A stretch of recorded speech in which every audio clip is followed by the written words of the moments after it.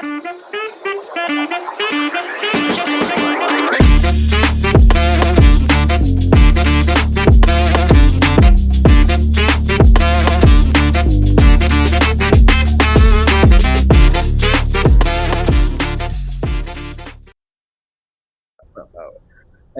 we are back with another episode 31 to be specific. Let's I am go. Honcho, and this is my main guy. Rocco. Call me Rocco. And we are Fourth and Fantasy. We're going to be going over part 2 today from our previous video where we were going through our top 10 free agents coming up here in the next month or so, I think. I went through my 5, but now we're going to go over Rocco's. But we also throwing in 2 IDP players for all our IDP fellas and gals out there. Rocco, how you feeling today? I'm feeling great, man. I avoided a runaway donkey at last night's parade, and I lived to tell the tale and lived to do this podcast. So, feeling great, You gotta watch out for them donkeys, man. That's crazy. man. Imagine putting on your tombstone killed by a donkey. Wow, shit. Man, Or you get that's to weak. or That's or you weak get to your sauce, maker. man. Right, you get to your maker. Let's say you're up in heaven, and then you over here gotta look at God and say, "Hey, I just got off by a donkey." Crazy times. That's like the guy in jail, sitting next to murderers. And I'm like telling what you you. did. Yeah, I ran out on my bill. Yeah, I'm telling you. Yeah, But yeah, that would have been a I bad way to go, but they were out there. There was some agitated donkeys, and there's video of this shit. So just be careful out there. Almost had some Final Destination shit happen to us via donkey. and before we even get into your RIDP and your 5, we're getting so close to the combine time, man. This is the part of the year that just gets me flowing because one that you get to see guys that didn't were either not at the Senior Bowl or at the Shrine Game. You get to get numbers. You get to get more, whether it's 40s, whether it's 10-yard times, whether it's short shuttle times. I don't really care about the bench press. I think that's one of the like most overrated, workouts at the combine itself. But you really get to see your first look at prospects that, could be either your go-to guys, like some I if we're looking at in my opinion, this particular rookie draft is not like last year where you have elite talent in that first round. I think, relatively speaking, you could make a argument that only 1, 2, or 3 of these guys are really elite. Let's say in their rookie group. So this is the combine. One thing I want to say is don't let a combine testing per se overrule what you see on tape. Tape should always come before testing, but testing can either help what you see on film or hurt what you see on film. A lot of things. That's why Bucky Irving last year slid the Hmm. way he did, because people are like, "Oh, he ran a slow 40. He's not going to be very good." That wasn't much the case, right? So I think a lot of things get very much blown out of proportion from combine testing. Trust what you see on tape. Trust what you see on film. Then let the combine give you the rest of the details in there. Yeah, and don't double count stuff. Like if you see that a guy's athletic and then he's athletic at the combine, don't make that like, you know, make him that much better of a prospect because you already, have him high in your ranks because you see that he's athletic, and you can't discount actually being able to ball. That's Yeah, one of the things that won't be uncovered at the combine. This is strictly athleticism. There's some gauntlets and shit like that that are part of the puzzle. Um, but it's not the whole part. It's just Yeah, I never. simplifying your analysis. If we go back to last year's combine, I don't know if you remember this, but how much Troy Franklin got killed from how he ran the gauntlet at the combine, which didn't really make even really translate to much because people were very much hyping up Keon Coleman's gauntlet and how much better he ran it than Troy Franklin, but they both were pretty underwhelming in their rookie years. Hmm. So it's once again, it's go back to what you see on tape, look at what the data is showing you analytically wise. That's also plays a part, right? So you got film, you got testing, you got analytics that all comes and helps you figure out your final grade for prospects. So somebody like Jalen Royals, who I from the beginning he was one of my guys, right? I said once he goes to the Senior Bowl, he's going to show out. He very much did. He showed you what he can do. Then I said once he starts actually doing some testing, combine's that next step. He's going to have another wave. He already had one wave, but people are starting to get to know before even the Senior Bowl. How many times were you seeing people talk about Jalen Royals? Not that much, except for your boy. Your boy was very much giving y'all the first deets to that man, and then Rookie player after of the he goes week. to the Senior, right? He goes to the Senior Bowl. He shows out, puts people on asses, and now he's just I feel like he's just gonna continue that trajectory. That's what the offseason or this draft process is. Finding out your guys. I already have my set of guys that I personally like. Now it's just about seeing what the further or what more testing, what they else do, whether it's a pro day, whether it's a combine, and then see what teams are bringing them in. That's another part, right? What players are being brought in on these 30 prospect visits that they get. That type of who are they talking to at the combine? That type of information will allow you to get a better insight of where they could potentially go. I think the cool thing is because we don't have a lot of top tier prospects in this draft, like Marvin Harrison Jr., Malik Neighbors, guys like that. We're gonna see all of these guys test. Like maybe Genti sits out some of the testing, but I believe with all of these running backs closely bunched together, we're gonna see pretty much all of these guys, run the 40 and run some of these agility drills. So I I think agree. that should be a lot of fun. That we won't have the top portion of this draft class, especially for rookie drafts, sitting this one out. We're gonna get to see them, and we're gonna have numbers on them. Yeah. Oh yeah. And that's what the part that really gets me excited. Now it is time for IDP. My guy, one of my favorite defensive players, very underrated just because of the team he plays for. They aren't mainstream, so they don't get a lot of TV time anyway, and they sucked. So that also plays a part. But Robert Spillane, linebacker for the Las Vegas Raiders, who is 29, 2004, he was linebackers 3. He had 1,020 snaps, which was eighth for all linebackers. He had 158 tackles, second in the NFL, and then he had 2 interceptions and 2 sacks. We know what really makes the money for linebackers in IDP is tackles, and Spillane is a tackle monster machine, whatever you have it. He's a smaller build.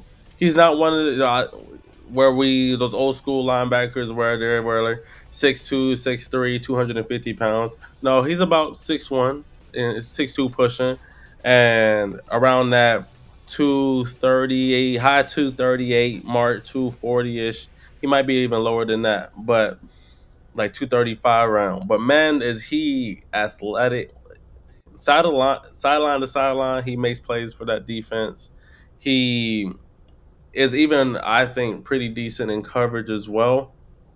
But we once again, unless they're making a lot of picks. He got two, mind you, but that's not really a calling card for a linebacker in IDP.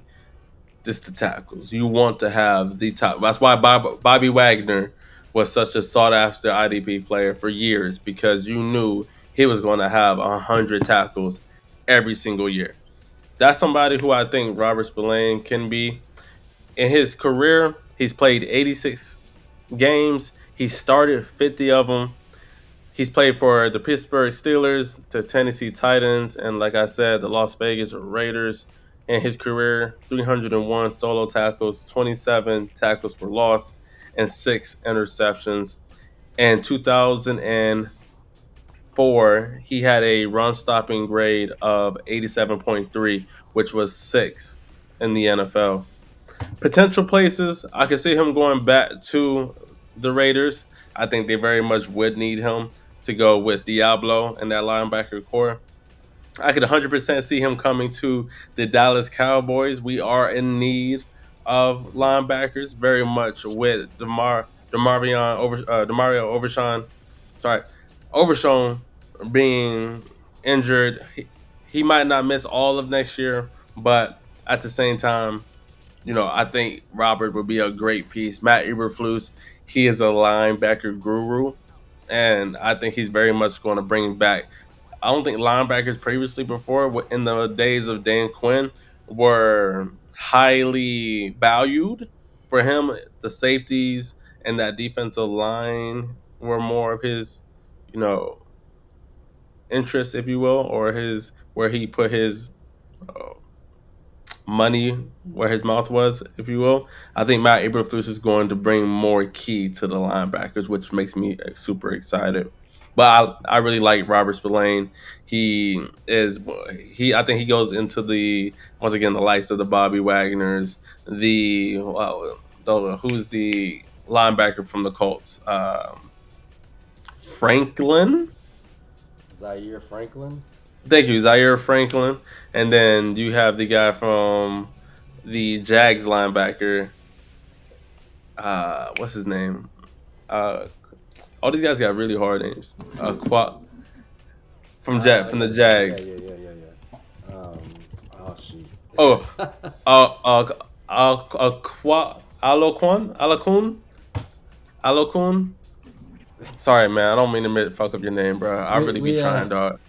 I really see, be we're not trying, bro. usually an IDP show. That's why we Yeah, yeah, it's that's. like a I just Palisade. I just be selecting though, G. I just know where to get you, where I need to get you in the IDP league. That's all. So shout out to you for leading the charge for all my defenses. Palisade Aluakan. Yeah, yeah, Aluakan. See, look at that. Shout out to the internet for helping us, man, because that shit was whooping my ass. I tell you. But what do you feel? How do you feel about Robert? Hey, I love Spillane, man. Uh, what's funny is unless you're in like a deep IDP league, um, pro tip is to be very aggressive after week one. See who's putting up numbers and be aggressive of picking them up because I got Spillane off of waivers a couple years ago, and he's been a stud for my IDP teams. He's just everywhere. He's just a fun guy to have, and he was drafted by Pittsburgh, who has a long tradition of really Hmm. knowing what it takes to play linebacker at a high level. So that kind of telegraphed that he would be good later on in his career. But he's just a hard-nosed player, and he seems to be everywhere. He's like in on every tackle. So hopefully, for the Raiders' sake, they can keep him because between him and Crosby, they're kind of the identity of that defense. Yeah, hell yes. He'll be a hard guy to replace. So I don't see why they would let him out the building, considering he broke out all over the place for that team. Um, but if he does, he's a middle linebacker, and middle linebackers are the guys you should be targeting in IDP leagues because those guys are the ones that score the most points at the linebacker position. Rocco, I feel like for having a new coach and us hearing the whispers of Crosby could be out of there, and then they could potentially lose Spillane.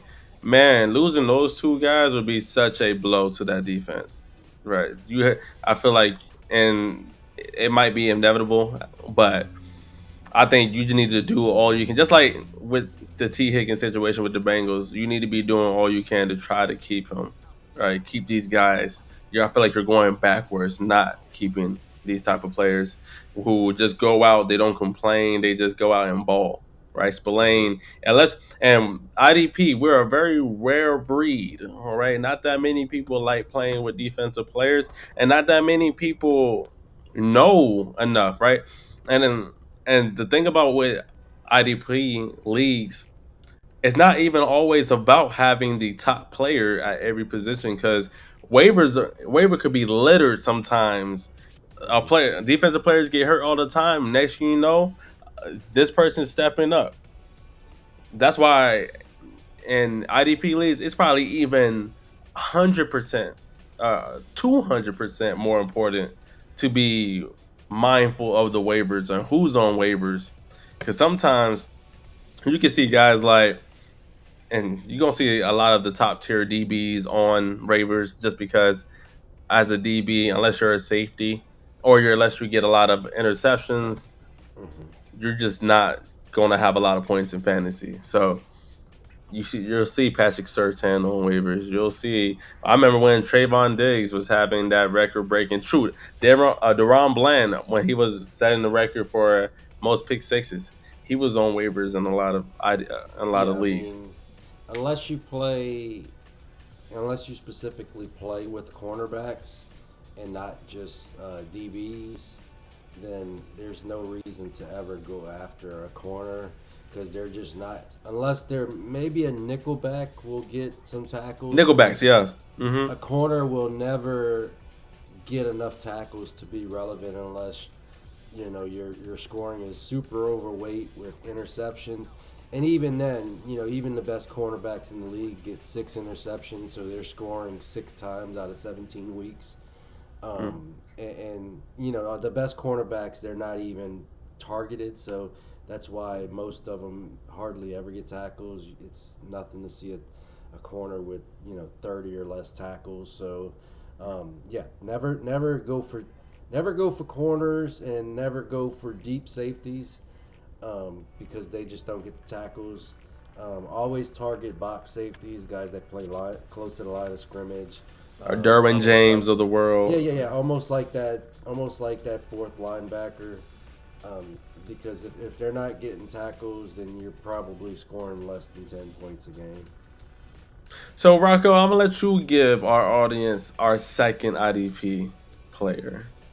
Yeah, yeah. My guy is a guy that's been a little bit more forgotten, and a guy who's probably gonna wind up on a new team, but he's just a fun player, and that's the kind of guys I go after in IDP is the guys that you notice, because a lot of times you don't even notice who got the tackle in IDP, but this guy, the way he tackles, you'll notice it every time. He's probably the closest looking guy to Troy Polamalu we've seen in a long time, and that's Talanoa Hufanga. I probably screwed up that first name. I definitely screwed up that first name, but I know his last name is Hufanga. Damn it! But he's PFF's number 2 rated safety, and he's like I said, like that box safety. He plays close to the line of scrimmage, but when he tackles, he's a heat-seeking missile, and he's looking to blow people up. In his first true full playing years, this first year was kind of a redshirt year, but in 22 and 23, he had a PFF grade of 72 and 70, which was not earth-shattering, but it was 24th and 29th in the league. But his full year in 23, he had about, I'm sorry, 22. In 2022, he had 97 total tackles, 66 solo, and he gave you some big plays with 4 interceptions. But more than that, he's just fun, and he blew out his knee in Week 11 in 2023. No. So he spent most of 24 recovering from it, so he should be fully healthy going into 2025. And he's a guy that will be on a lot of waivers, but I would sneakily pick this guy up. Maybe not in your draft if you're drafting, rookies and free agents. Um, you probably can get away with not picking him up, but I would make him one of my first pickups after drafts because he's just a fun player. He's a noticeable player. He's a fun player to have on your team because he just destroys receivers every time they come across his face. And I think he still has a lot of good football left in him. So he's a guy that I am definitely holding where I have him, and I'm making him a priority to pick up after our rookie drafts. I mean, hey, he just celebrated a birthday on February 1st. He just turned 25. And, something that him and Troy Polamalu have in common is that one, they have very long names, and two, they're both from USC. Now, being 6 foot, 200 pounds, and like you said, in 2022, he had 97 total tackles, 66 solo. He had 2 sacks, 2 forced fumbles. He had 4 interceptions to go along with that and 1 touchdown, which was a really good year. He blew out his knee in 2023. And then now coming back, he made a comeback in 2024, played about 7 games. And, we all know for that safety position, just to play with range and do what he needs to do, that you need to, be fairly, healthy on. So it did take him a little time to get his legs back under him in 2024. And I do think he would be pretty good for any team that's looking for a box safety ish. We have Mustafa, who's Hmm. basically played that role while he was out. He totaled Gets his job 72 back. tackles. Right, 72 tackles, 32 solo. He didn't have nearly as the same interceptions or forced fumbles, that is. But he's 22 years old, and he most likely is going to be cheaper than Hufanga. So it's his job to, I think, going forward. But I still think Hufanga could be a decent player for somebody. He's not an. I don't think he's an elite player. He's not someone that I see like in the same Hmm. tier of a Derwin James, if you will. Right. Not too I many think, of those. yeah, not too many of those guys. Right. So it's I think that, he if he goes to a team where he is the starter, he can get you know those snaps in. He could be back as a DB that you target uh, for in IDP leagues. But I like Huafunga though. That's a good pick. Yep, and he's a very sexual player. He rarely takes false steps, and he's always around the ball, as evidenced by his big 2022. So I'm looking forward to him getting back on the field and seeing that hair flow uh, as he goes towards blowing up somebody's career. I love it. Now, that is our two IDP players, Robert Spillane and Huafunga from the 49ers safety. Well, maybe. He might not be a 49er no more, and Uh, Spillane might not be a Raider anymore. So we'll see. I think Mustafa's taking his job, and if he's a free agent and you're in a IDP league, he's another guy that I would definitely get my hands on because that guy can play as well. Yeah, he'll definitely have a more of a role, I think, in 2025. And now, after we get off the show, I'm definitely going to check the waiver wires to see if he's even on, and I'm going to go grab him up. Now it's time. I gave my 5 free agents that I think are top free agents in this class coming up. Rocco, it is your turn. Who do you have for us? Man, this guy is probably gonna be my tight end one um, in this free agent class. Um, he's kind of an underrated guy. I don't know if anybody would have him as their tight end one in this class, but if you look at it, this tight end class is This tight end class of free agents It's is very very deep. weak, Oh yeah. very weak. Oh, I thought you were gonna say. I thought you were gonna talk about the rookies. Well, No, no, yeah, not the the vet. rookies. I'm talking about the Mm, free agents. You got yeah, the vets is Juwan ass. Yeah, Johnson, who this dude is just uh, ass. I mean, because not yeah, Juwan's not. Juwan's not is not ass, but he's yeah. not somebody that He's pretty is gonna make a he's difference. no, he kind of sucks.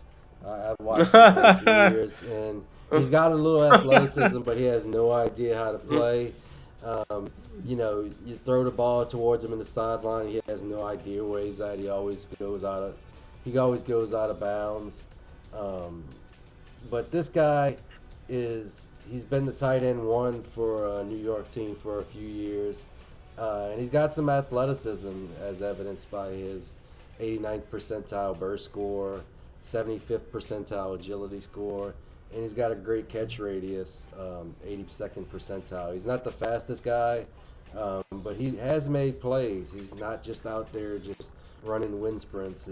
He hasn't had a breakout year, but every year he's putting up right around 500 yards for one of the shittiest offenses in the entire NFL. So Mm. um, for Tyler Conklin to put up stats with that offense, with uh, with Aaron Rodgers just continually throwing to Alan Lazard for some damn reason, with him bringing Devontae Adams, and with him continually ignoring, for the most part, Garrett Wilson, who should have been, a little higher ranked in his time there in New York.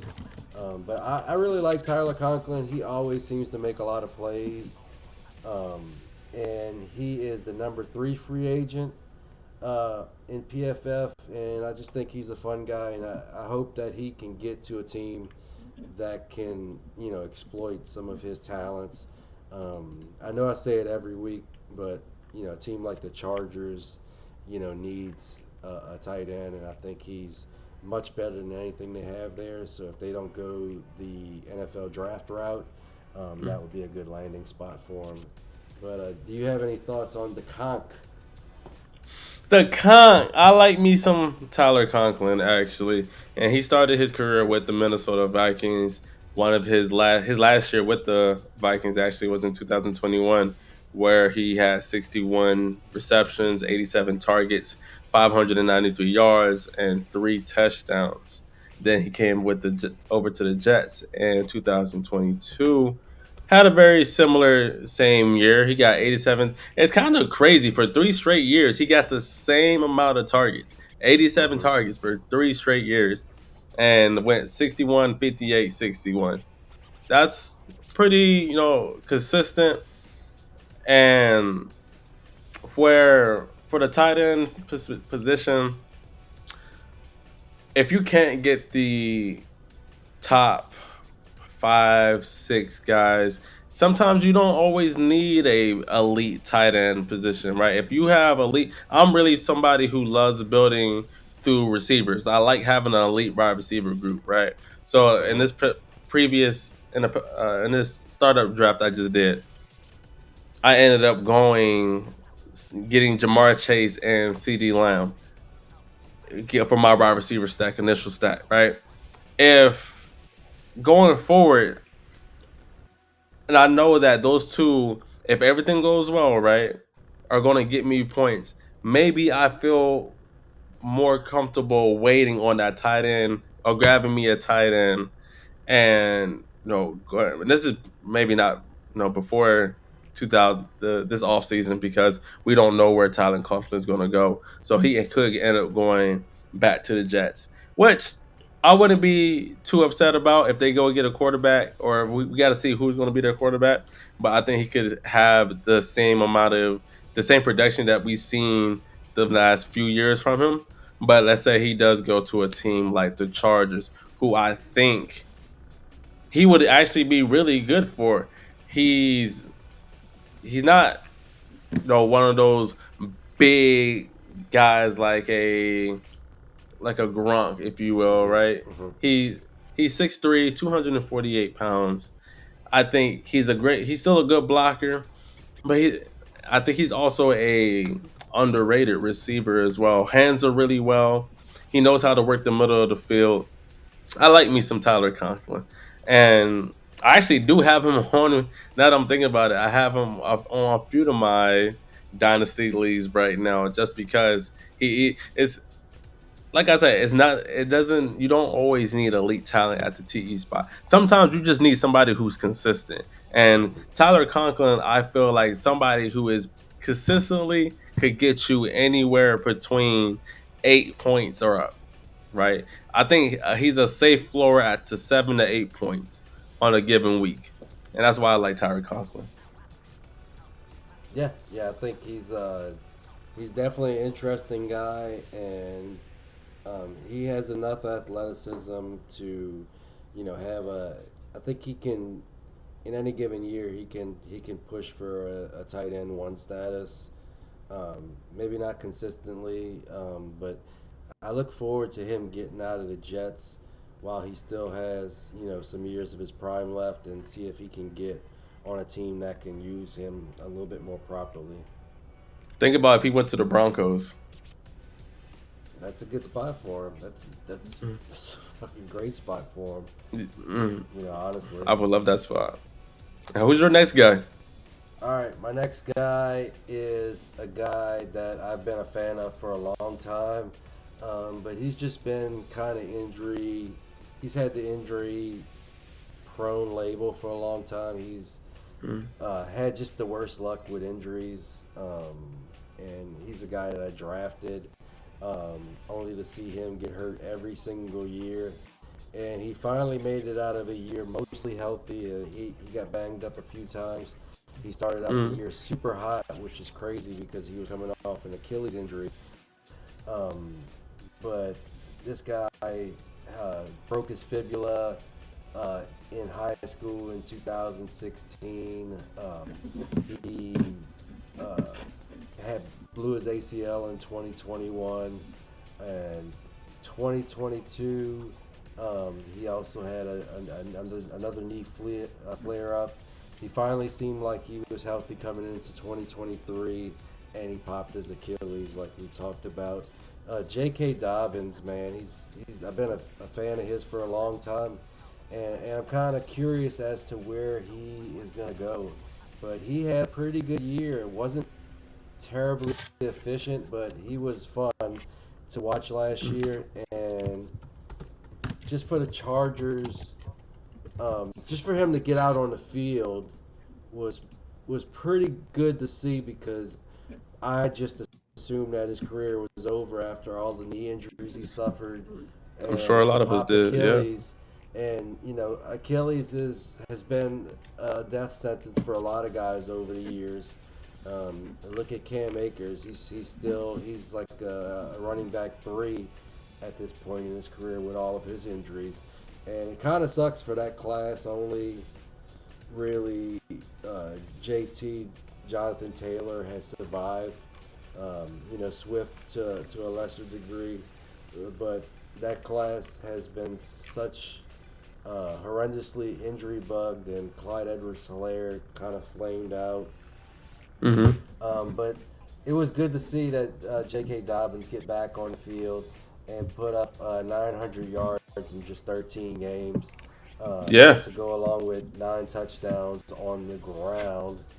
Um, and he also had. Uh, Oh, he didn't uh, have any touchdowns in the air, which I thought he had one, but I could be wrong. But he did have another 153 yards on 32 catches, so over 1,000 combined yards in 13 games. That's a workhorse right there. So it was cool to see him kind of come back. I don't know if he survives this onslaught of running backs coming into the league as a yeah, it might starter, be tough. but I still see him being a solid running back two for somebody, and I think he'll provide value as a running back too. Yeah, I think with J.K. Dobbins, what was really cool was he always was an explosive running back. We saw that with Hmm. the Baltimore Ravens. So when he went to the Chargers, who were in need of a RB1, the the path to carries, the path to actually being a starter running back was pretty easy for him for the Chargers, right? Like you said, he tallied 1,058 scrimmage yards on the season in 13 games, and there was a part of the season when he was in that top five of rushing of no for that time period. Hmm. So I do like J.K. Dobbins. If he doesn't go back to the Chargers, a couple other places I could see him going to. The Denver Broncos would be another nice place. The Pittsburgh Steelers, I think, would be a good place for him. And a team who I very much think is very much needs any kind of backfield help is the Las Vegas Raiders. He will look so good, so cool in that, black and silver for Oh the yeah. Las Vegas Raiders. So I think if he wants another, if it's not with the Chargers, you don't got to go too much further than the Las Vegas Raiders, and you could be the starting running back on that team day one if they don't, go get a If back. they don't, if they don't draft somebody, which Yeah. Once again, there there's ain't so like many guys.15 There's guys gonna that be. are gonna get a lot of touches minimum in this I class. think. So I it's think kind of what's scary nervous. to overinvest in running back. Mm, what's nervous is for me is we could really see some guys get nerfed this season or eventually nerfed in a year or year or Hmm. two. Hmm. That's how good this RB class is. There's guys that there's some of these guys would have been, better than the running backs that we saw last year. So if 100% better than the RBs we saw last year. So I like me Yeah. some J.K. Dobbins. Who is your third guy? I'm gonna kind of go back to the running back. Well, Hmm. he's not a fun guy to kind of watch play because he's not very efficient with his touches, and he played for Arthur Smith last year. We kind of broached him a little bit on the last podcast, but the guy is you got to give him credit for his consistency. Four straight 1,000-yard seasons. Um, to start his career. And he's a guy that doesn't fumble a lot. Five fumbles in his entire career, and that'll get him continued playing time because we saw with some guys like Ramondre Stevenson, a fumble here or there, and all of a sudden, they're getting pulled off the field. So he's not very exciting. And I have him on a couple teams, and he's like watching paint dry because most of the time he's getting you like 2 yards in a cloud of dust, maybe 3 yards in a cloud of dust. Um, for a team that's not very fun to watch at all, the Pittsburgh Steelers.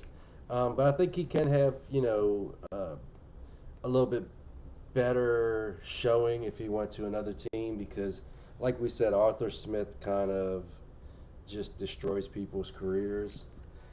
People just kind of always suck when they're on his offenses. And I am not sure how he survived, this cycle without getting fired because that guy should be like just kicked out of the NFL at this point. He's just making me mad watching any of his offenses. But it's intriguing to see where Najee Harris could go. Um, and he is PFF's number 2 ranked running back.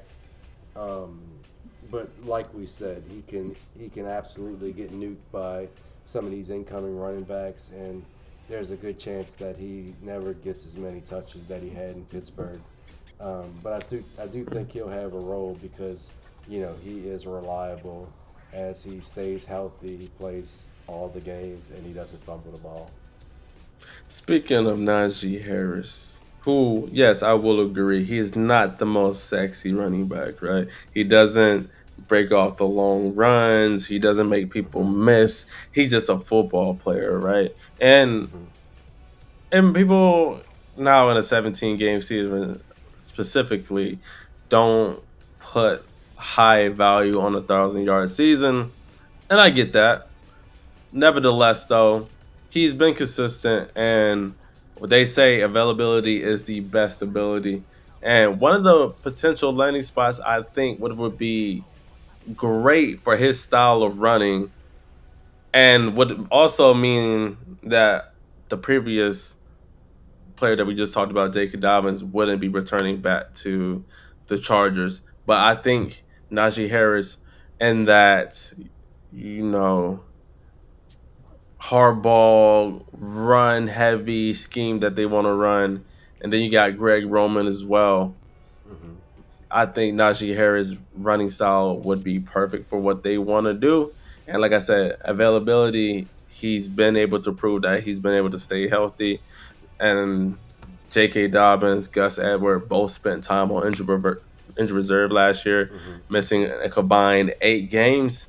And I honestly think that was the difference in a few of those games. They just couldn't run the ball, and it had to put more emphasis on that passing game. And you already only really had Ladd McConkey. Sometimes Quentin Johnson would produce something, right? But more than Hmm. not, you were leaning on Ladd, and Ladd can only do much. So what Harbaugh wants to do in that offense anyway, he wants to run the ball. And when he couldn't, they had trouble. So I think Najee Harris would be a perfect fit for the Chargers. And he could continue being that RB1 role. Yeah, absolutely, absolutely. Um, Uh, yeah, I think he'll Player get number, he'll definitely get a sorry. role somewhere, and he'll most likely be a 1A to somebody else's 1B. Yeah. Um, yeah, He's still young as shit. That's definitely. one thing people try to people try to like age the shit out of Najee Harris. He is still young. He's Hmm. 26, and he doesn't. Well, he'll be 27 when the season starts. He's still, Yeah, you know what I mean. Let's not act like Najee Harris is 30 something. Now he's getting to that age where yes, he's already not athletic or fast, and he's approaching 30. But let's not age him too quickly now. I just yeah. want to I just mean, throw that and, out there. and some of the guys we can talk about getting nerfed or nuked, uh, as they age. They most of these guys had good years this year, but Father Time is undefeated. Guys like a James Conner, Austin Eckler. We already seen Zeke Elliott. Kind of his career is pretty much over. Derrick I Henry, think so. he's an alien, but he's also going to be 31. Aaron Jones, he's 30 and he's a free agent.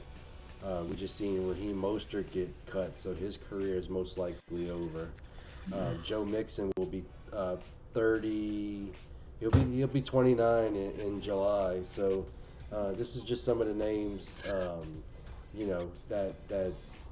that are in the danger zone. And before we even talk about underperforming running backs. So I think guys, they kind of shown it will kind of find ways to keep their jobs. But there is, you know, that threat of this incoming class, and we don't really know, who it's going to be, but we do know, guys are going to lose jobs because you got 15, maybe 20 running backs incoming that are going to deserve touches. Mm. Who's your number 4? All right. I know we talked about some receivers on your five portion of the free agent class.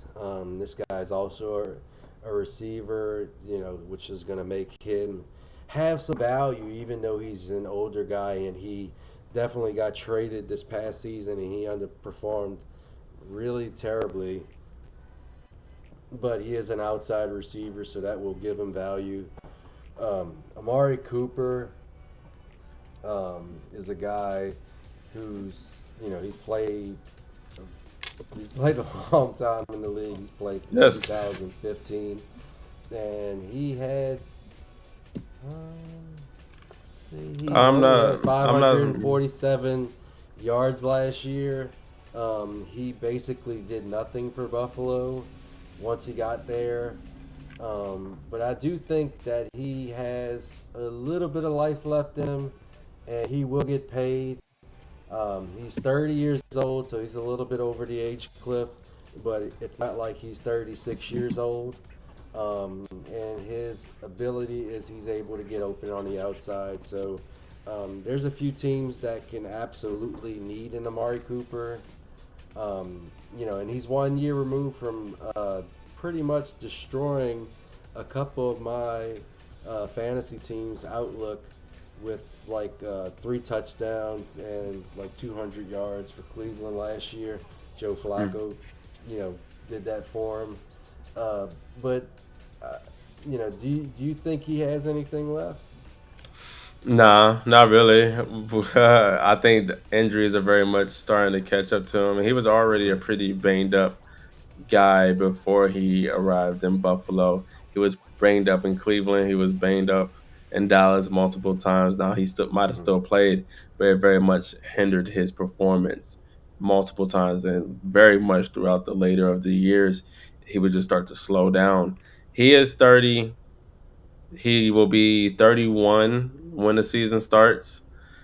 If I would, if you would believe me, if I would tell you that in his career he has 10,000 yards already, uh, now he could eventually, and that's with just producing 297 yards last year. Oh, sorry, 2024, he had 297 yards with Buffalo. He had about 250 with the Browns. So he had Mm-hmm. a little over 500 yards Mm-hmm. ass. And Mm-hmm. then the previous in 2023, he did have a 1,250 yard season with the Browns, and maybe, and just maybe, another year if he does go back to Buffalo. It's kind of sounding like it might not happen I because don't think he's going back. I I don't think so either. I think Josh Allen's been trying to campaign to get Hollywood Brown in Buffalo.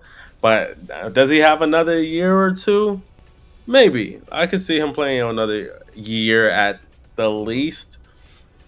It's kind of it makes me a little sad because Amari Cooper, and this is coming from a Georgia fan who had to watch him be one of the greatest Alabama wide receivers ever to play the game. He just bit the bug, right? He's either been injured, and there was a few years with the Raiders where he had lackluster like performance, whether it's he got hurt or the offense sucked. So Amari Cooper, I would give him another year at the least, two at max. But I don't think the years of him being an actual serviceable player, I would say like top 10, top 15, maybe even top 20 is over. Yeah. But at this point in his career, I would say flex though. I, I I'm kind of Emergency intrigued. flex. I'm kind of intrigued because, like we said, there's not a lot of wide receiver options in this free agency class, and I mean he did have 1,250 yards, you know, just in 2023. So um, I wonder if he can get on a team that could use his talents.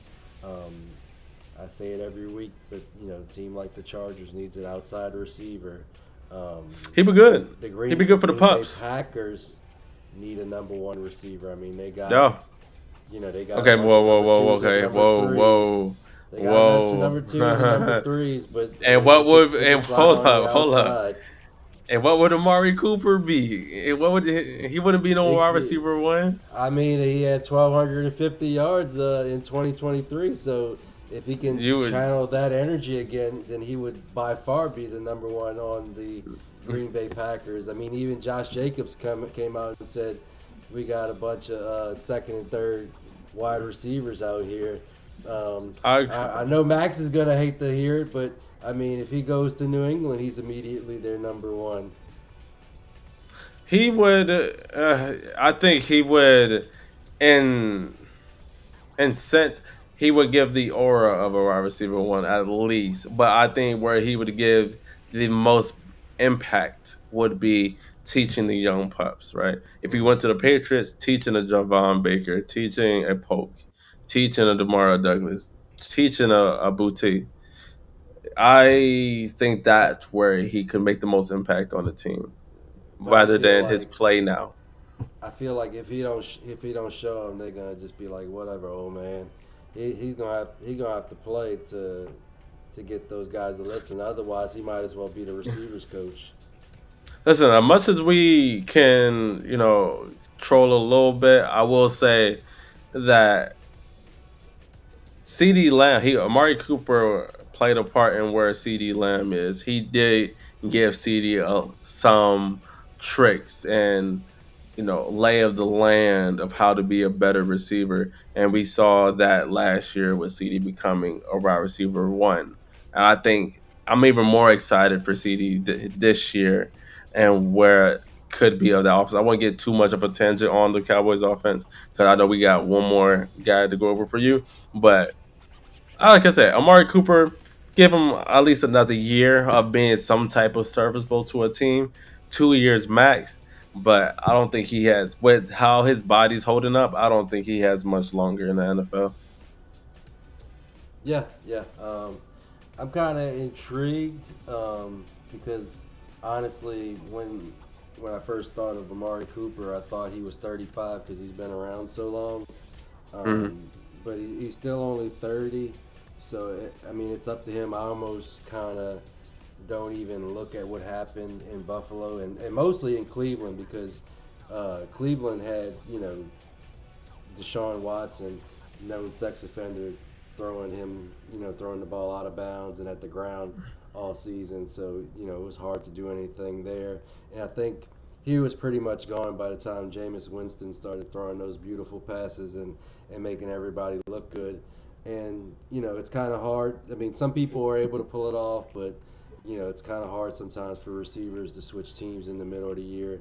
And I mean, Buffalo already had kind of like their hierarchy of guys they were throwing to, and kind of had Mm-hmm. their system with Shakir and those guys getting passes, and they were already a run heavy team in Buffalo. So I kind of don't even I don't even look at what happened in Buffalo. So I think somewhere he's going to get a clean slate, and he's an intriguing.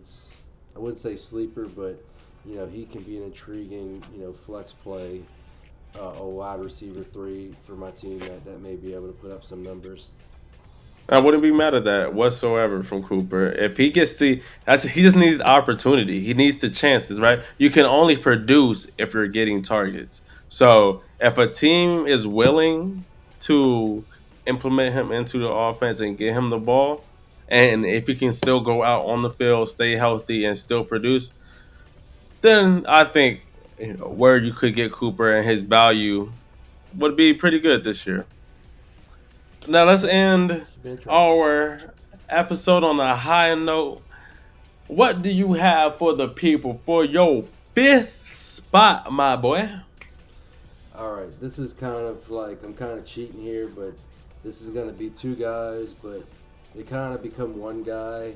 The way I look at it, and it's Justin Fields and Russ Wilson because I think maybe there may be one starting QB spot available for one of these guys, and whoever gets it will be starting, and the other one's probably locked in to be a backup for the A foreseeable backup, yeah. future. Ooh. Because if you look at it, Mm. the certain spots as far as QBs needed are the Jets, Browns, Raiders, and Giants, and you got two locked in first round quarterbacks who will be starting sooner than later, so that's going to knock out half of them. Jackson Dart could also be a starter um, sooner than later, so that may leave one spot. So essentially, you'll have Fields, Wilson, um, maybe Kirk Cousins, Aaron Rodgers, and Sam Darnold all vying for maybe one or two spots here. So I think Fields and Wilson up. I left one other team that needs a quarterback. Our New Orleans Saints, and Hmm. that's kind of my hope. I know we talked about some different options for the Saints, but another guy that I think the Saints can sign for cheap would be a Justin Fields and see what happens. Let Spencer Rattler kind of go at it and see, who can emerge or sink. I mean, I don't give a shit if they play good or if they play, league worst, and the Saints are able to get an Arch Manning in 2026. But I feel like, without even kind of looking at the stats, I think Fields and Wilson, I think maybe there may be one landing spot for either one of them, and I think whoever lands as the starter somewhere, the other one will be a bench warmer for maybe the rest of their career, honestly.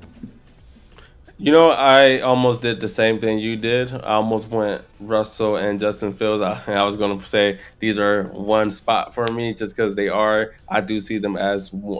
kind of vying for the same spots, right? Oh, Steelers Where too. I Yeah, there's another one. don't. So Justin Fields, I think he has more of a chance of re-signing with Pitt, but it really depends on what they end up doing at that QB spot, right? We've heard in the last few days of Matthew Stafford and that him going to Pitt heating up a little bit. We got to see if that even happens, but at the same time, I do like Justin Fields. I still think when he was starting quarterback, he's the reason why the Steelers were even in a position to, for Russell Wilson to come in and continue on the streak. So I think he needs an offense that's going to be patient with him. But Russell Wilson, his most likely chance of still starting in 2025 is most likely with the not Oakland Raiders, Las Vegas Raiders, and with Pete Carroll, and that all depends on if they don't go rookie quarterback with Hmm. Shador Sanders or Cam Ward or however you want to go in that direction. That's a big if for me. So I think Justin Fields might potentially have a more of a potential of starting just because he's younger. You I think he adds more to the game than what a Russell Wilson can give you at this point, or just more that you need in the Hmm. offense. Uh, the Jets could be a cool place for Justin Fields. I think it would be a fun way. One, it would 100% help with that running offense, I think. And just got to see how, once again, we seen Garrett Wilson going his little diva rants of when he's not getting the ball or he's going just out there running routes with Aaron Rodgers and with Justin Fields. That could also still be the same case, right? But we even had DJ Moore campaigning for Justin Fields and not wanting to move off of him. So if DJ Moore likes him at quarterback, we'll see how this QB carousel Well, goes. Justin Fields did put a career season on DJ Moore, so I think that's why he wanted, you know, um, he wanted Justin Fields to remain his quarterback. So that's the thing about Justin Fields. He may not get everybody involved, but he will hyper focused on the the number one wide receiver. So wherever he goes, look for him to prop up that number one and maybe downgrade every other weapon on the team. And that is our top 10 free agents Let's go. in this 2025 free agency class. It was a really fun time just going over people that we liked. And once again, My top guys were number 1, T. Higgins, 2, Chris Godwin, 3, Keenan Allen, 4, Sam Darnold, and 5, Aaron Rodgers. And with the IDP selection, I went Robert Spillane. Rocco, could you give a review of the players that you went over? Talanoa Hufanga, and we also went over Tyler Conklin, J.K. Dobbins, one of my favorite players in the league, Najee Harris, Amari Cooper, and the combination of Fields slash Wilson. We are moving to the holy lands of the off season, y'all. The combine is literally at the end of the month. I am so fucking excited. We just finished. This is episode 31. We got more episodes to come. We got content ready to pump out for y'all. We got our Twitter X page going. We got our Blue Sky page going. We're getting people in the Discord. We're going to drop all the links you see at the below. Follow us on Twitter. Follow us on Blue Sky. Like, share, comment, support any way that you can. And we're going to have this on Spotify as well. I appreciate everything that y'all, everybody who tunes in, everybody who shares, everybody who just chops in with us, comes in and, want to talk a little bit of football, talk a little fantasy, man. It's all appreciated. And I doing it with my man Rocco, with our guys Jay, with our guy Max, with Kayla, with Chris. It's all fun. The whole team. Yeah, yeah, man. It's gonna be a long off season, but we'll be here with you every step of the way. And that is episode 31. We hope y'all have a great rest of your weekend wherever you are timed. You have a great rest of your Sunday. We will catch y'all back again. Recording Wednesday, dropping it on Thursday. And we just gonna keep that schedule going, baby. Let's The go. wheels is going, the train is going, we just left the station. And we ain't stopping. Till next time, this is Fourth and Fantasy. Rocco, my G, have a good rest of your day. We're out.